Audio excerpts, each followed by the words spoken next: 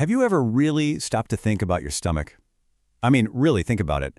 It's not just some bag that holds your lunch. It's more like a high-tech, self-defending fortress, operating deep inside you 24/7.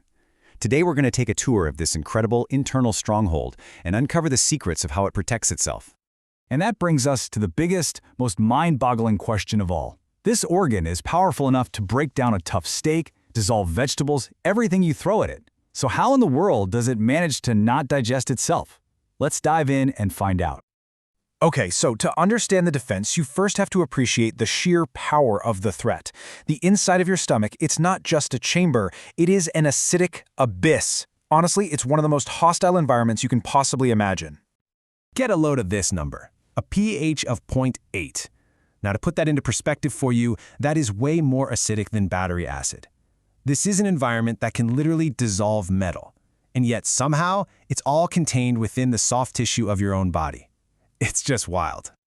But here's the thing, this extreme acidity isn't some kind of flaw, it's a feature. The stomach is a true engineering marvel, a fortress meticulously designed to withstand its own incredible corrosive power. But the question remains, how does it actually pull it off? Well, the answer lies in this brilliant multi-layered security system. We're not talking about one or even two, but three distinct lines of defense that all work in perfect harmony to protect the walls of the fortress. Let's break these three layers down. First up, you have the pre-epithelial layer. Think of this as a slick, slimy coating of mucus mixed with bicarbonates, which basically act as a built-in antacid. The second layer is the epithelial cells. That's the actual brick wall. And the third is the subepithelial support crew, a constant flow of fresh blood that delivers supplies and carries away any threats that might have slipped through. And right here, you can see the whole system in action. That mucus layer on top, it's the physical shield. Right below it, you've got those tightly packed epithelial cells forming a barrier that's almost impenetrable. And then underneath all of that, the microcirculation, the blood flow, is constantly working to repair and resupply everything. It's just a beautiful system. Now, let's meet the soldiers that are actually garrisoned inside the fortress walls. See, the stomach lining isn't made of just one boring type of cell. Oh no, it's a whole specialized team, and every single member has a very specific and very important job to do. This little table shows us the key players. The parietal cells, you can think of them as the artillery. They're the ones producing that powerful hydrochloric acid. Then you have the chief cells, making the enzymes that break down proteins. And finally, the G cells. They're like the command center, releasing a hormone called gastrin that tells all the other cells to get to work. But you know, every great fortress has its legendary foe. And for the stomach, that enemy is a bacterium called Helicobacter pylori. This thing is a cunning invader, uniquely evolved to survive and even thrive in a place that should, by all rights, kill it instantly. When H. pylori attacks, the very first sign of trouble is something called gastritis. That's just the medical term for inflammation of the stomach lining. It's the fortress sounding the alarm bell, a clear signal that the outer walls have been breached. And this is what it actually looks like from the inside. This is an endoscopic view showing a red, raw, irritated stomach lining. That is not a healthy fortress wall. That's a battlefield, inflamed and under siege. So how does this tiny little invader do so much damage? Well, it comes heavily armed. It's got something called urea, an enzyme that creates a personal anti-acid shield around it. It has flagella, which are like little tails that propel it right through that thick mucus.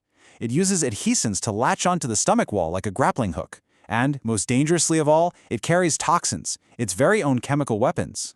So this brings us to the main event, the battle for the mucosa, the actual lining of the stomach. This is where H. pylori deploys its most sophisticated weapon to sabotage the entire fortress, but from the inside out.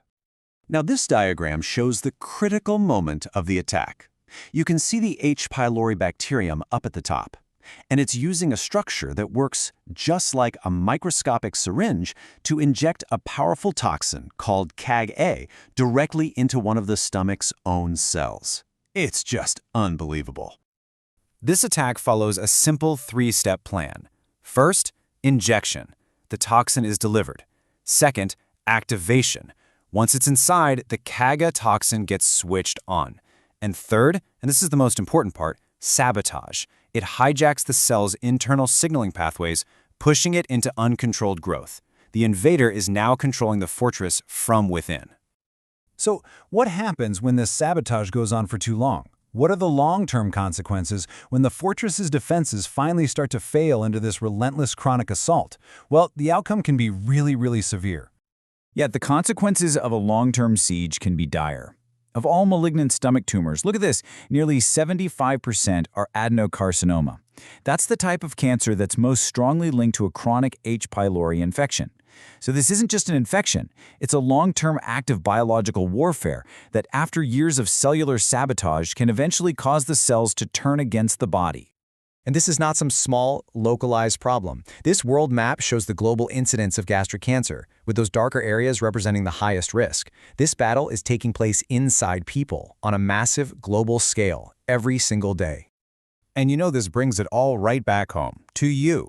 It's estimated that H. pylori infects about half of the entire world's population, which leaves us all with one final and pretty crucial question to think about. With half the planet hosting this invader, is your fortress secure?